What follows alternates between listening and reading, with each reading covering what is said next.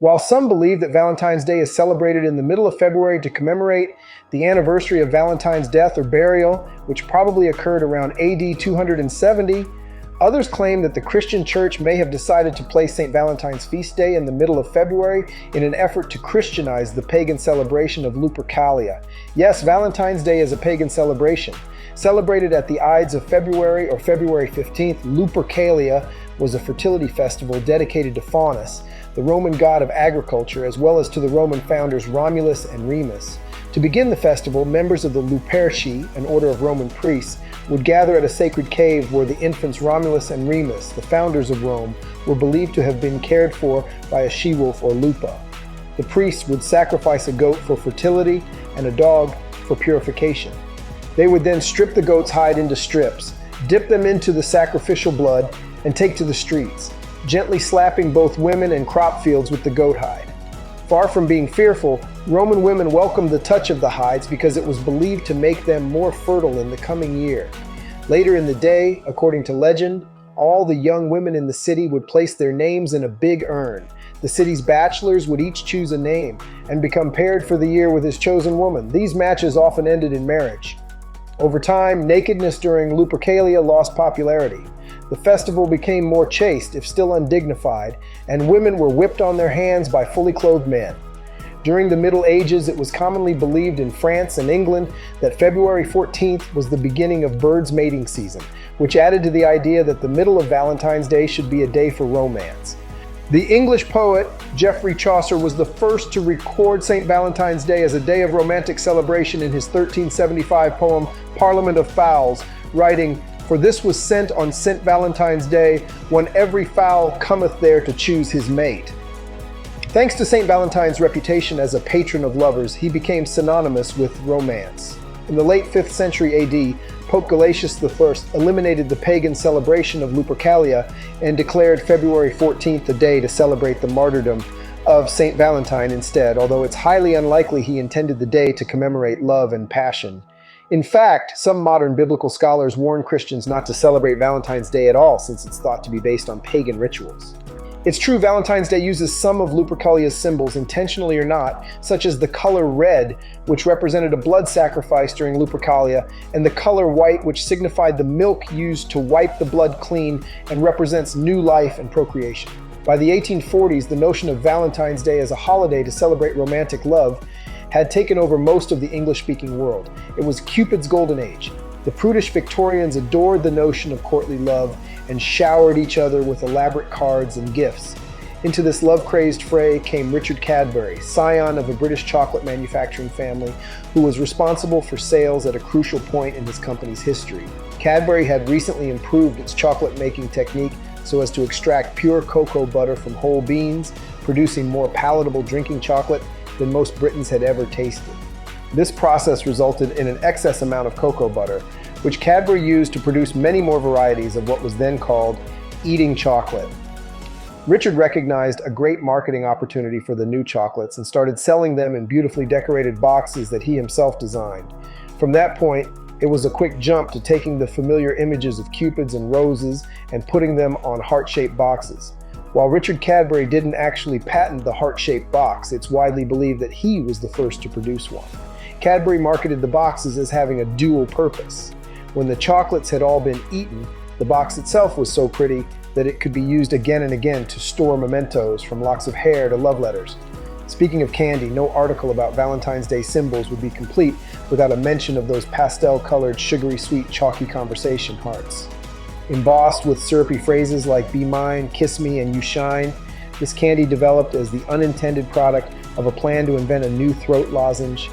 In 1847, Boston pharmacist Oliver Chase, looking for a more efficient way to manufacture lozenges, developed new technology to mass-produce lozenge dough into wafers.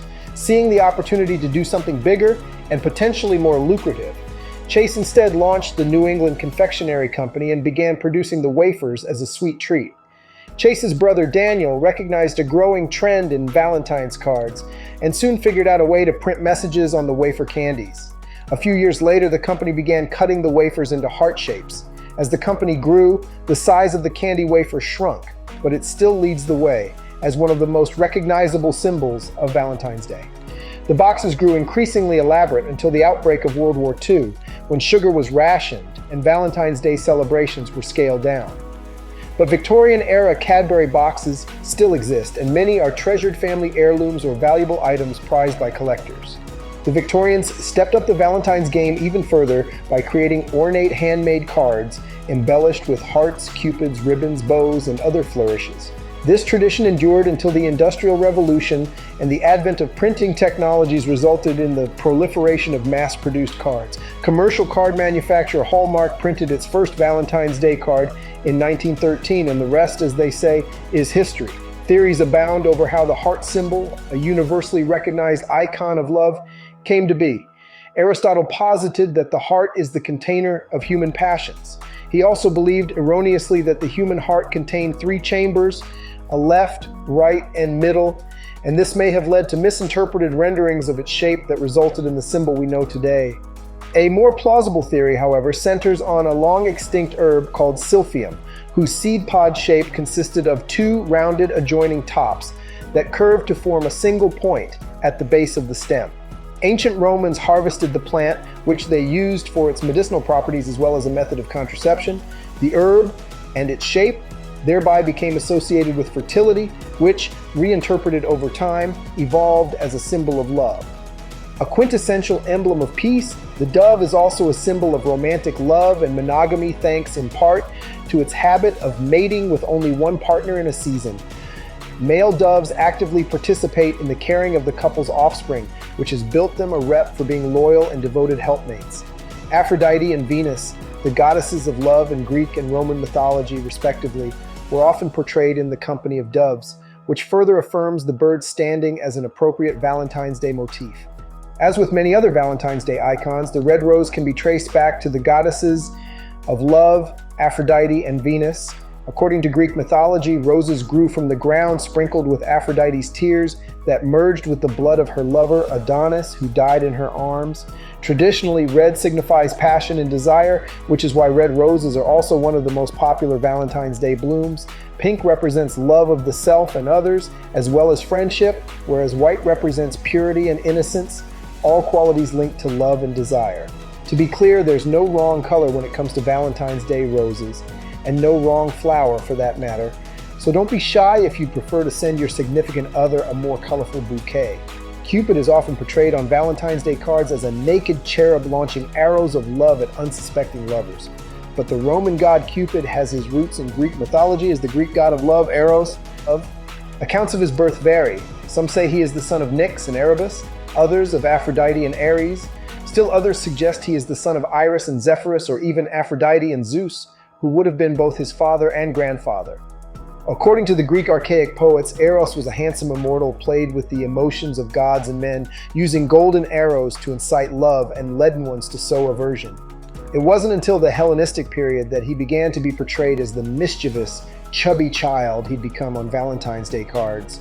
In addition to the United States, Valentine's Day is celebrated in Canada, Mexico, the United Kingdom, France, and Australia.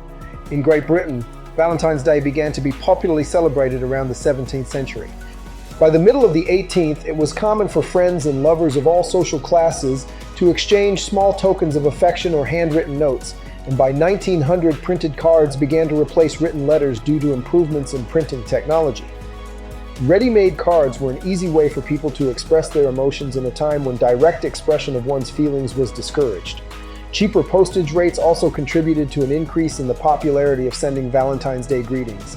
Celebrating Valentine's Day in the United States comes with multiple go-to practices: offering a bouquet of red roses to your beloved, purchasing a card with a heartfelt message, sharing a candlelit meal with your partner, giving a heart-shaped box of delicious chocolates. Roses weren't always the go-to Valentine's flower.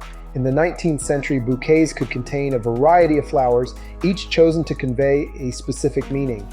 The idea was that you could give a bouquet that was not just a bouquet of flowers, it had a whole message encoded into the flowers. A bouquet with yellow acacia, which means concealed love, jonquils, I desire a return of affection, and snowdrops, hope, sends the message that you secretly adore the recipient and hope those feelings might be reciprocated. Valentine's Day is no longer a holiday just for couples. It's now a celebration for everyone, friends, family, and singles alike.